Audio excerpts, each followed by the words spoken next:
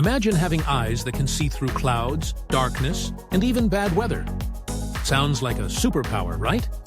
Well, that's exactly what Russia's newest satellite can do.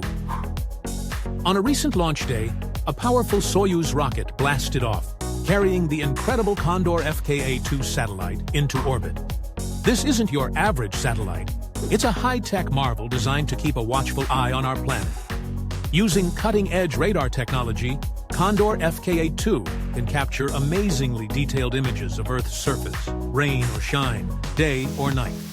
It's like having a super spy in space, but instead of uncovering secrets, it's helping us understand our world better. For the next 5 years, this satellite will be hard at work, gathering valuable data that can help with everything from predicting natural disasters to improving farming techniques. But why is this such a big deal? Well, imagine being able to spot a budding forest fire before it becomes a raging inferno, or identifying areas at risk of flooding long before the first raindrop falls. That's the kind of game-changing information Kondor FKA-2 can provide. It's not just a win for Russia's space program, it's a leap forward for all of us in understanding and protecting our planet.